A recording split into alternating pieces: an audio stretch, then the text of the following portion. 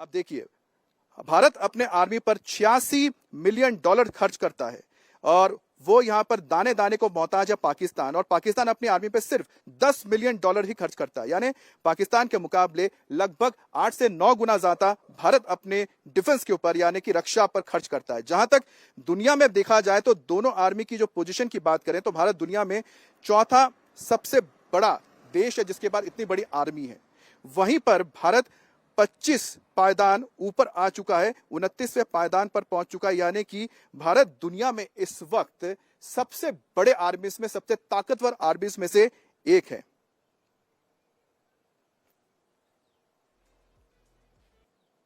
मोदी साहब को मैं कहना चाहता हूं कि हम इससे नहीं डरते। हम वो कौम है जो कुर्बानियों से बनी है।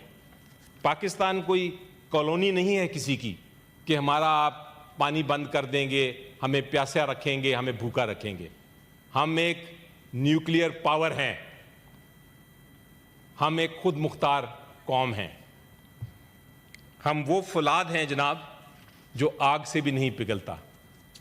हमारी जो हिम्मत है वो इतनी मजबूत है जितने हमारे पहाड़ हैं, और वो आसमान पे लिखी हुई है। मोदी साहब, आप हमें डराने की कोशिश कर रहे हैं। आपको पता है कि we start where fair ends. हम वहां से शुरू होते हैं जहां खौफ खत्म होता है। अब देखिए, पाकिस्तान को तो एक बात पता है कि भारत के पास ना सिर्फ क्वालिटी बल्कि क्वांटिटी के मामले में भी, दोनों ही मामलों में पाकिस्तान से बेहतर परमाणु बम हासिल हैं। अब भारत के पास 3 तरह के बम हैं जिसे हम कहते हैं फ्यूजन, न्यूट्रॉन और थर्मोन्यूक्लियर बम। यानी कि भारत का एक बम करीब 10 किलोमीटर के दायरे में मौजूद हर चीज को खत्म कर सकता है। वहीं पर पाकिस्तान के पास सिर्फ और सिर्फ फ्यूजन है और टेक्निकल न्यूक्लियर बम है जिसका असर 5 से 7 किलोमीटर के दायरे में होता है। और यही वजह है कि पाकिस्तान डरा हुआ है, सहमा हुआ है। वो दुनिया को ज्यादा बताने की कोशिश कर रहा है कि न्यूक्लियर पावर है, हम दोनों को रोको। हिंदुस्तान ये याद रखे, हमारे पास पाव आधा पाव का भी बम है। हमें पता है कि 1 इंच का इस्तेमाल करना है, आधे इंच का करना है, पौनी इंच का करना है या 2 इंच का करना है। और अगर अब दोनों देशों के बीच लड़ाई होती है तो ऐसे में क्या हालात बनेंगे और किस तरह से भारत अपने डिफेंस सिस्टम के जरिए पाकिस्तान के परमाणु बमों को रक्षा कर सकता है या फिर नेस्तो नाबूद कर सकता है, अपने ऊपर हमले से पहले रोक सकता है, वो भी आपको बताते हैं। भारत के पास S-400 Triumph air defence missile system है जो हमने रशिया से खरीदा है, और यह दुनिया के सबसे बेहतरीन डिफेंस सिस्टम में से एक है।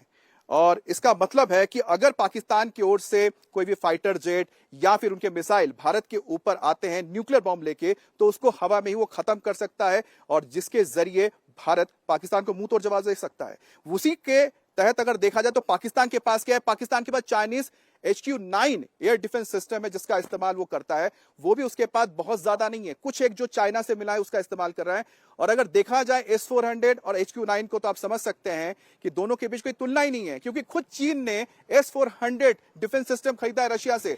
अगर खुद चाइना के HQ-9 एयर डिफेंस सिस्टम इतने बेहतरीन होते तो वो अपनी रक्षा के लिए रशिया से S-400 क्यों खरीदता? और भारत के जो S-400 है, आपको बता दें कि इस वक्त जहां जहां जरूरत है वहां पर तैनात हो चुके हैं। ये जो गौरी, शहीन, गजनवी, ये चौकों में सजाने के लिए नहीं हमने रखे हुए, ये हमने हिंदुस्तान के लिए रखे हैं बाबा। ये जो 130 एटॉमिक हमारे पास वेपन है वो हमने सिर्फ मॉडल बनाने के लिए नहीं रखे हुए, और आपको पता ही नहीं कि हमने पाकिस्तान के किस किस हिस्से में रखे हुए हैं। ये दुनिया भी जानती है, आप भी जानते हैं, वरना आप तो इतने मक्कार बनिए हैं कि अभी तक पाकिस्तान के ऊपर कई दफा हमलावर हो चुके होते। आपने बड़ी दफा कोशिश की, लेकिन जब आपको पता चला कि हमारे शाहीन जो है फिजाओं में आ गए हैं तो आप भाग गए। तो इसलिए मैं दोबारा दोहराने लगा हूं, ये जो बैलिस्टिक मिसाइल हैं, ये जो क्रूज मिसाइल हैं, ये जो शाहीन है, गौरी है, ये मैं फिर दोहराने लगा हूं, ये हमारे चौकों में नहीं है, ये हमारे बिल्कुल आप इनका रुख आपकी तरफ है और किसी की तरफ नहीं है। तो इसलिए ये सोचना भी ना कि आप पाकिस्तान की हदूद को क्रॉस करोगे, अगर सोचोगे भी तो उसका खमियाजा आपको भुगतना पड़ेगा।